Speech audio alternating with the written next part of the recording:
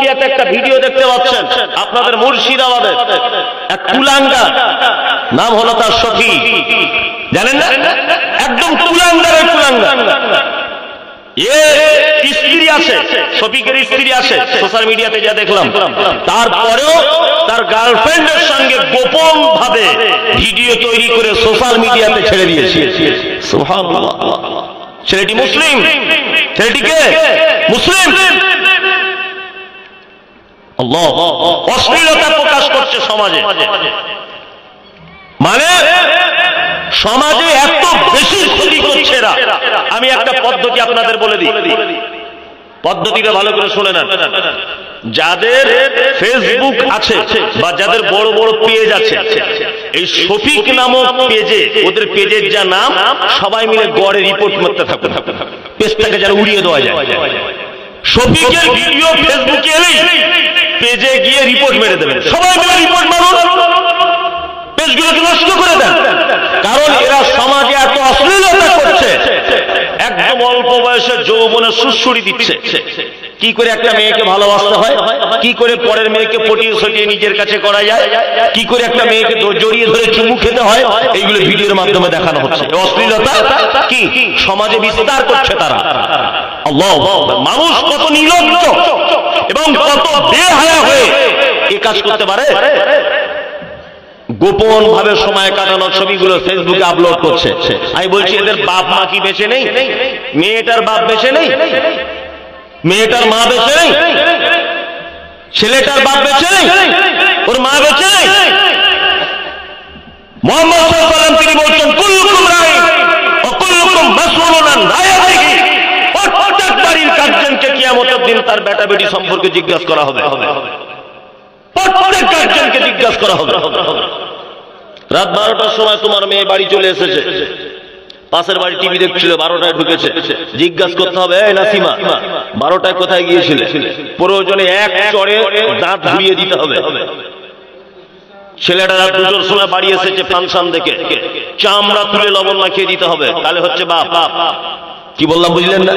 আসলে আমাদের বাপেদেরও তো চরিত্র খারাপ, কি করে শাসন করবে, তাই না? আমার বাপেদেরও তো চরিত্র খারাপ আমাদের।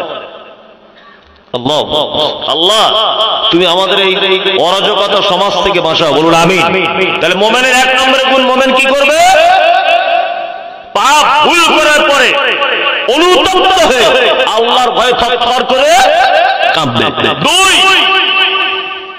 আল্লাহ বলছেন, আয়াতুহু যাদাতুহুম ঈমানা ওয়া আলা রাব্বিহিম ইয়াতাওয়াক্কালুন। মুমিনের 2 নম্বরের গুণ হলো, মুমিনের সামনে যখন কোরআন তেলাওয়াত করা হয়, আল্লাহ বলছে যাদাতুহুম ঈমানা, তার ঈমান সাথে সাথে বেড়ে যায়। মুমিনের সামনে কোরআন তেলাওয়াত করলে কি হয়? ঈমান। এই চাদরওয়ালা একটু বসে, একটু পড়ে যাবে। ঈমান কি হয়? বেড়ে যায়। এই কোরআন তেলাওয়াত করলে ঈমান বাড়ে, বাড়ে। আমি তার জ্বলন্ত প্রমাণ আপনাকে দিচ্ছি, জ্বলন্ত প্রমাণ। কোরআন পড়লে যে ঈমান বাড়ে তার জ্বলন্ত প্রমাণ। মায়েরা যারা বসে আছেন, আপনারা এই অন্তত পক্ষে শুনুন, আপনাদের অনেক কাজে লাগবে। আমি 2-3 মাস পর পর উমরা করতে যাই কাবাতে, তার লোকজন নিয়ে যাই, আমাদের নিজস্ব ট্রাভেলস আছে। তা আমার সঙ্গে দিনাজপুরের একটা লোক গেছে, একেবারে অশিক্ষিত, নির্বোধ, তার কোনো আক্ষরিক জ্ঞান নেই, কিন্তু লোকটা 40 বছর ধরে 5 ওয়াক্ত নামাজ পড়ে। তা আমি ওনাকে কাবায় নিয়ে গেছি। কাবা যখন তওয়াফ করছি, লোকটা তখন আমার জামার কলারটা এইভাবে বারবার ধরছে, ধরে টানছে। আমি ওকে বলছি, চাচা আপনি যদি আমার জামার কলারটা বারবার ধরেন, তাহলে আমারও তো ওমরা করতে অসুবিধা হচ্ছে, কাবাটা চক্কর লাগাতে, তওয়াফ করতে। তখন আমাকে বলছে, বাবু আমি যদি হারিয়ে যাই আর জীবনে বাড়ি যেতে পারবো না। আমি বলছি যে এখানে লোক বাড়ি যাওয়ার তো চিন্তা করে না। বলছেন আমার 3 বিঘে জমি ধান লাগানো আছে, বাপ আমাকে বাড়ি যেতেই হবে। মানে ও ধানের টেনশনে মাথা, মানে অশিক্ষিত লোক, পাড়া গ্রামের লোক। কি বললাম বুঝলেন? তা কাবার যিনি প্রধান ইমাম ডক্টর আব্দুর রহমান আস-সুদাইস, আল্লাহু আকবার, আপনি যদি 5 লাখ টাকা খরচা করে একবার কাবায় যান, আমি তো আজকে 27 দিন আগে আমি মক্কাতে ছিলাম, 27 দিন আগে। আপনি যদি আব্দুর রহমান আস-সুদাইসের একবার যদি এক ওয়াক্ত নামাজের যদি তেলাওয়াত শোনেন, তা মনে হবে কোরআন অবতীর্ণ হচ্ছে আর 5 লাখ টাকা শোধ। আমার আর টাকার দরকার নেই। আল্লাহু আকবার, কি যে তেলাওয়াত! জাহান্নামের আয়াতগুলি চলে এলে বাচ্চা ছেলের মতো ডুকরে ডুকরে কাঁদে। 30 সেকেন্ড কোন আয়াত আর পড়তে পারেন না, কাঁদতেই আছে। আবার 30 সেকেন্ড পরে অন্য আয়াত শুরু করেন। আমার সঙ্গে যে লোকটা গেল, লোকটা মূর্খ, অশিক্ষিত লোক, নিরক্ষর লোক, কিন্তু লোকটা আল্লাহ বলা লোক, কোরআন পড়তেও জানে না। বলছে আমি 30-40 বছর 5 ওয়াক্ত নামাজ, আমি জমাতে নামাজ মিস করি না। বাপ বাপ, লম্বা চওড়া লোক। কাবায় নামাজ শুরু হয়ে গেল। ওই লোকটা আমার পাশে দাঁড়িয়েছে, আর আব্দুর রহমান আস-সুদাইস কোরআন পড়লে ঈমান বাড়ে সেটা বলছি। আব্দুর রহমান আস-সুদাইস তিনি কোরআনের তেলাওয়াত শুরু করে দিলেন, আর জাহান্নামের আয়াত চলে এলো। লোকটা সবাই যখন কাঁদছে, ইথিওপিয়া, তানজানিয়া, জার্মান, জাপান, যেখান থেকে মানুষ এসেছে, কোরআন জানুক আর না জানুক, ইমামের আওয়াজে, ইমামের কান্নার শব্দ শুনে সবাই কাঁদছে। আমি গুনাহগার মুমতাজুল, আমি আরবি একটু আধটু বুঝি, আমিও বুঝতে পেরেছি জাহান্নামের কথা আল্লাহ বলছে। আমারও চোখ দিয়ে পানি চলে এলো। আমার পাশে চাচাটাও যেন চোখ দিয়ে পানি পড়ে গেল। হাউ হাউ করে চাচা কাঁদছে। নামাজ শেষ করার পরে আমি চাচার গলায় হাত দিয়ে বলছি, বাপ, আমি একজন আলেম মানুষ, কোরআন জানি বলে কাঁদলাম। কাবার ইমাম কোরআন জানে বলে কাঁদলো, আরবের মানুষরা আরবি বুঝে বলে কাঁদলো। তুমি সত্যি করে বলো তো দেখি, তুমি কেন কাঁদলে? চাচা তখন বলছে, মুমতাজুল, 30 বছর ধরে আমি মসজিদের 5 ওয়াক্ত নামাজি, আমি ফজরের জামাত মসজিদে পড়ি, এশার জামাত মসজিদে পড়ি, কিন্তু কোরআন পড়লে যে ঈমান বেড়ে যায়, আজকে কাবায় নামাজ পড়ে সেটা বুঝলাম। আমি কান্না ধরে রাখতে পারলাম না।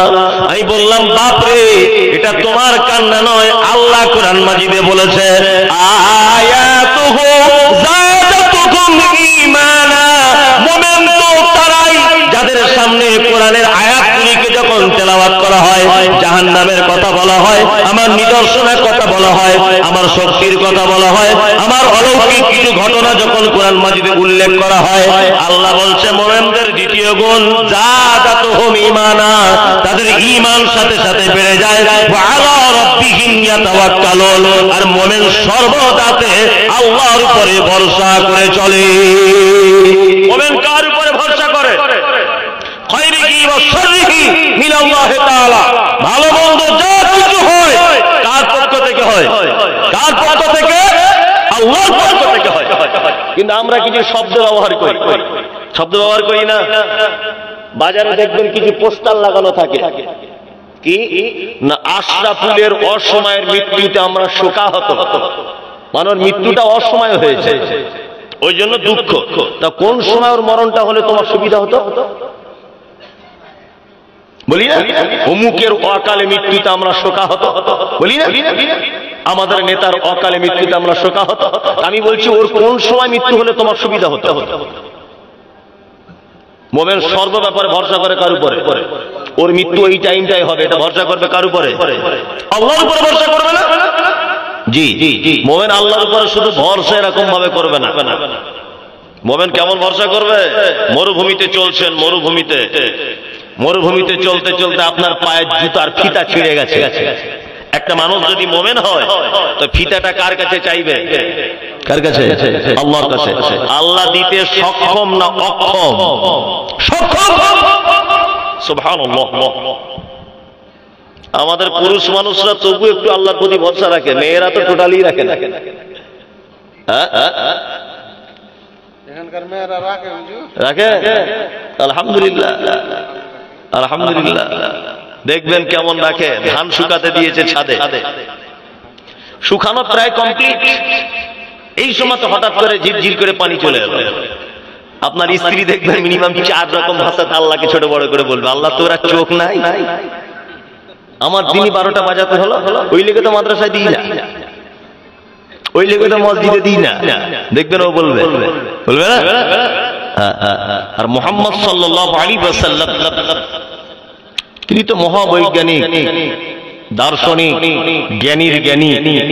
আল্লাহ নবী সাল্লাল্লাহু আলাইহি ওয়াসাল্লাম মেয়েদের জাহান্নামে যাওয়ার কথা বলতে গিয়ে একটা কথা বলেছেন, একটা কথা। এই কথাটার সঙ্গে হাদিসটার মিল আছে, ওই জন্য আমি হাদিসটা বলছি। আল্লাহ নবী সাল্লাল্লাহু আলাইহি ওয়াসাল্লাম তিনি মিরাজের রাত্রিতে গেলেন। মিরাজের রাত্রিতে জাহান্নামের দিকে তাকিয়ে দেখছেন শুধু নারী আর নারী। জাহান্নাম মানে নারী আর নারী, শুধু নারী আর নারী জাহান্নামে। তা আল্লাহ রাসূল সাল্লাল্লাহু আলাইহি ওয়াসাল্লাম এইটা বর্ণনা করছেন যে জাহান্নামে দেখে এলাম অধিকাংশ নারী আর নারী।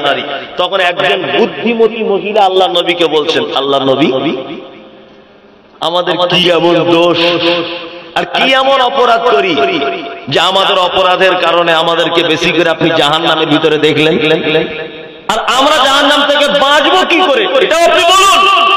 আল্লাহ নবী বললেন, ইয়া মাশারান নিসা তাসাদদাকনা তাসাদদাকনা তাসাদদাকনা, হে জগতের যত নারীরা, তোমরা যদি আল্লাহর তৈরি করা জাহান্নাম থেকে যদি বাঁচতে চাও, তাহলে তোমরা তোমাদের সম্পদকে আল্লাহর রাস্তায় সাদাকা করে দাও, দান করো বেশি বেশি করে, তাহলে জাহান্নাম থেকে বেঁচে যাবে।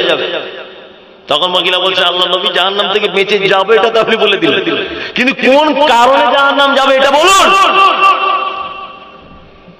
যে রাতে মিরাজ হলো বিশ্ব নবীজির, নবী বলে জাহান্নামে মহিলাদের ভিড়। একজন মহিলা বলে বিশ্ব নবীজিরে, কোন কারণে বেশি ভাগ যাব জাহান্নামে? প্রথম কারণ হলো অধিক নারীগণ, অল্প ফনেতে তাদের ভরে না কমল। দ্বিতীয় কারণ হলো ষোলো সমাচার, প্রশংসা নাহি করে নিয়ামত আমার। ঝগড়াঝাটি বেশি করে নিজ স্বামীর সনে, এহেন কারণে নারী যাবে জাহান্নামে। গীবত যে বেশি করে এক অপরের তরে, এহেনও কারণে নারী যাবে জাহান্নামে। আল্লাহ নবী মহিলাটিকে বলছেন, ও মহিলা শোনো, তোমাদের চারটে কারণের কথা আমি নবী বলে দিয়ে গেলাম, তোমরা এই চারটে কাজ করো বলে তোমাদের অধিকাংশকে জাহান্নামে যেতে হবে। অল্প জিনিসে তোমাদের মন ভরে না। আপনাদের গ্রামের মেয়েদের হয়তো ভরে, উনি বারবার সার্টিফিকেট দিচ্ছেন যখন, হয়তো ভরে। জি আলহামদুলিল্লাহ, আলহামদুলিল্লাহ, আলহামদুলিল্লাহ। অল্প জিনিসে কি মন ভরবে না। ওদের একটা এটা আপনি দুনিয়াবি স্বভাব বলতে পারেন, তবে ইল্লাহ মাশাআল্লাহ কত ভালো মেয়ে আছে। তবে ভালো মেয়েদের ভিতরে এই গ্রামের সব মেয়েরা পড়ে যাচ্ছে আর কি, এরা সব ভালো। অন্য গ্রামের মেয়েদের কথা আমি বলছি, কি বলছি বুঝতে পারছেন না? আল্লাহর নবী বলছেন, অল্প জিনিসে এক নম্বর নারীদের কি হয় না, মন ভরে না। দুই নম্বর স্বামীর সঙ্গে ঝগড়া অশান্তি করে। এই গ্রামের মেয়েরা সেটাও করে না, তাই তো? সেটা করে না। আরে গ্রামে তো দূরের কথা, আমি কি বড় পাঞ্জাবি পরে আছি বলে ভাবছেন যে এর মনে হয় কিছু হয় না? আমাদের হয়, একটু এদিক ওদিক করলে তেড়ে মারতে চলে আসে, মানে ক্ষমতা থাকলে মেরেই দিত, এরকম অবস্থা। স্বামী স্ত্রী একটু এদিক ওদিক কি হবে, হওয়াটাই স্বাভাবিক। আল্লাহ নবী সাল্লাল্লাহু আলাইহি ওয়াসাল্লাম তিনি বলছেন, স্বামীর প্রতি কৃতজ্ঞতা স্বীকার করে না। পৃথিবীতে একটা মাত্র জাতি আছে যারা যার খায় তার বদনাম করে, তার নাম নারী। কি বললাম বুঝলেন না? 13 বছর সংসার করছে একটা মেয়ে, 13 বছর সংসার করার পরে পাশের বাড়িতে বেড়াতে গিয়ে পাশের বাড়ির মেয়েটা জিজ্ঞাসা করছে, বুবু তোমাদের বাড়ির স্বামীটা কেমন? বলছে, আর বলো না, 13 বছর আগুনের উপরে বসে আছে, অথচ ওরই কাপড় পরে আছে, ব্লাউজটা ওই কিনে দিয়েছে, আর দুপুরে ভাত ওরই খেয়েছে, আর ওর কাছে এসে বলছে 13 বছর আগুনে বসে আছি। কি বলবো, বাপ মা দেখে দিয়েছে, করতে হয়েছে, কিছু করার নেই, সুখে নাই বাবু আমি। অথচ 13 বছর চলে গেল, 12-13 বছর। ওরা জীবনে কোনোদিন স্বামীর প্রশংসা করবে না, আর স্বামীর সম্পদের ব্যাপারে কৃতজ্ঞতা স্বীকার করবে। এগুলো আমরাও তো সংসার করছি, বাস্তব। আমার পুকুরের একটা 4 কেজি কাতলা মাছ, কাতল মাছ বুঝলেন তো, 4 কেজি মাছ পুকুরে জাল দিয়ে ধরে আমার স্ত্রী আর আমি খাচ্ছি। তোকে জিজ্ঞেস করছি মাছটা কেমন স্বাদ, তো বলছে আপনাদের পুকুরিয়া মাছটা খুব একটা ভালো না, আমার আব্বাদের পুকুরে যেটা ধরেছিল না অমুক দিন, সাংঘাতিক টেস্ট, অথচ সেটা 1.5 কেজি ওজন। এর নাম নারী, এর নাম কি? নারী। আপনি যতই যা কিছু করেন কৃতজ্ঞতা স্বীকার করবে না। আমি একটা কথা বলি অনেক সময়, আজকে কথা প্রসঙ্গে এসেছে বলে বলছি, আমি আমার বাড়ির একাই পুরুষ মানুষ, আমার আব্বা বয়স্ক মানুষ, সুগারের রোগী, অনেক দুর্বল মানুষ, আমি একাই। আমি তো বাড়িতে থাকতে পারি না, তা যেখানেই জলসা জুলুস যেখানে যা হয়, বাংলাদেশ যায়, সৌদিতে যাই, ওই যেখানে যাই সেখান থেকে সব থেকে ভালো জিনিস যেটা আমার চোখে ধরে সেটা আমি কিনে নিয়ে যাই আমার গিন্নির জন্য। এখন গাড়িতে যে কত কি কেনা আছে ওর লেগে বাড়ি যাবো যখন নিয়ে যাবো, তা আমি তো কিনি, আর ও বাপের এক বেটি, ওর আব্বা মাও কেনে, আবার আমার আব্বা মা একটা বৌমা বলে ওরাও দেয়, আমার 4টে বোন, তারা একটা ভাবি বলে সব সময়তেই জামা কাপড় দেয়, আমি তো দিই, তার মানে ওর জামা কাপড়ই ভর্তি সারা বাড়িতে। তারপরেও যদি আমি কখনো ফ্রি হয়ে বাড়িতে বলি চলো না একটু কলকাতার দিকে কোথাও বেরিয়ে আসি, তা আমার স্ত্রী আমাকে যতবার বলি ততবার বলে কি পরে যাব, ভালো জামা কাপড় নাই তো, বারবার বলে যে কি পরে যাব, ভালো কিছু নাই তো। আমি মনে মনে ভাবলাম রে, তোকে যদি এখন বড় কাপড়ের দোকান করে দেওয়া হয় তবুও ভালো জিনিস পাবি না, কারণ তোর এটা স্বভাব, তোর স্বভাব, জীবনে তোর অল্প জিনিসে মন ভরবে না। আপনি ওকে একটা কিনে দেবেন, আচ্ছা বলুন তো মিথ্যা কথা বলা জায়েজ না না জায়েজ? না জায়েজ। আচ্ছা কেউ যদি মাঝে মধ্যে তার বইয়ের কাছে মিথ্যা কথা বলে, তার মানে এবার কত খাতারনাক আপনি ভাবুন।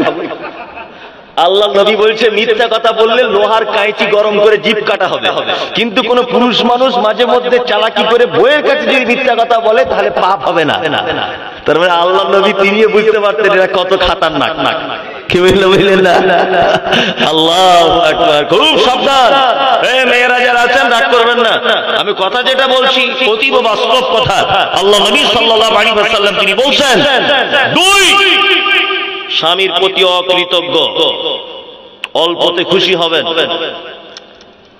আপনার স্বামী যদি 30 টাকা দামের ব্লাউজ এনে দেয় তবুও বলতে হবে আলহামদুলিল্লাহ। 1 সপ্তাহ গোস্ত আনতে বলছেন, আনতে পারছে না, তবু আলহামদুলিল্লাহ। ডাল ভাতে আলহামদুলিল্লাহ। ভাঙা ঘরে বসবাস করুন, আলহামদুলিল্লাহ। অন্যান্য বউদের মতো সোনা গয়না, গলার মালা, হাতের চেন, গলার চেন, হাতের আংটি দিতে পারছে না, তবু আলহামদুলিল্লাহ। আমার স্বামী আমার জন্য অনেক উত্তম। জি, স্বামীর ব্যাপারে সবসময় কি আলহামদুলিল্লাহ, নিজেকে উজাড় করে দেবেন। ও কিছু দিতে পারছে না বলে যে ভালোবাসা কম হবে তা নয়। আপনার জীবনের সবটুকু ভালোবাসা দিয়ে ওকে দেখুন। ও হয়তো টাকা বেশি দিতে পারে না আপনাকে, কিন্তু আপনাকে তো ভালোবাসে। কিন্তু এখনকার মেয়েদের বিপরীত, ভালোবাসার দরকার নেই, 1 বস্তা টাকা চাই। তবে সব মেয়েরা নয় অবশ্য, কিছু আল্লাহওয়ালা ভালো মেয়েরা আছে, অবশ্যই আছে না? অবশ্যই আছে, যারা কিছুই চায় না, শুধু ভালো পারফেক্ট একটা পুরুষ মানুষ চায়, তাই না?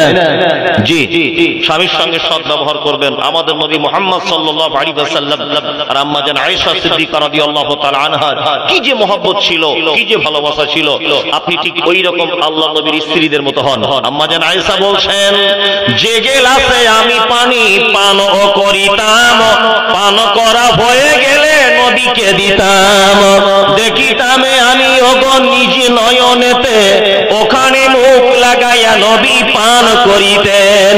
গোস্ত খেয়ে হাড্ডি গুলো ফেলিয়া দিতাম, চুষে চুষে খেত নবী চোখেতে দেখিতাম।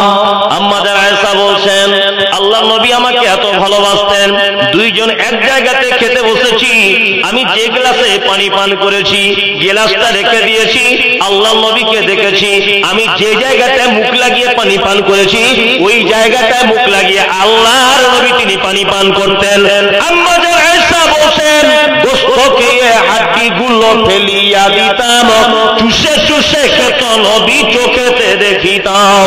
আম্মা জান আয়েশা বলছেন, আমি গোশত খেতাম আর হাড্ডিটা দস্তরখানের উপরে ফেলে দিতাম, আর আমার স্ত্রীকে দেখতে পেতাম, আল্লাহ নবীকে দেখতে পেতাম, ওই দস্তরখান থেকে হাড্ডিটা আবার তুলে নিয়ে মুখের ভিতরে দিয়ে চিবিয়ে চিবিয়ে তিনি রস পার করে করে তিনি খেতেন।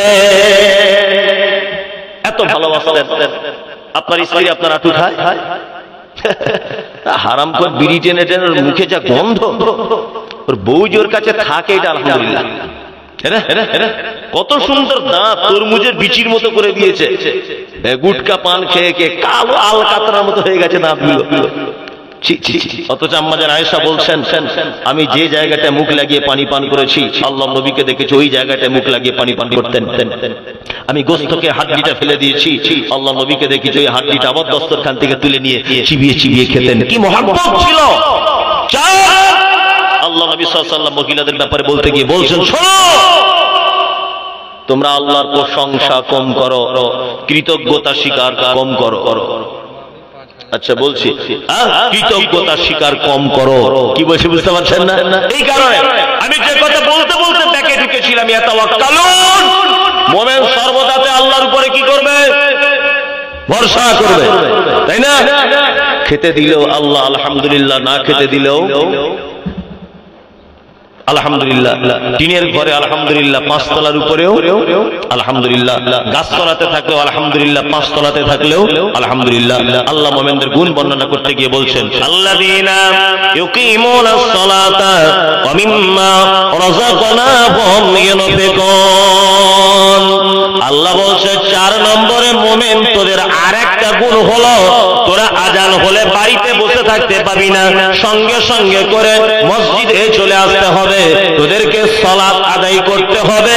আর একটা কাজ করবে মুমিন, তোমাদেরকে যে রুজি আমি আল্লাহ দিয়েছি এই রুজি থেকে আমার রাস্তায় কিছু দান করবে।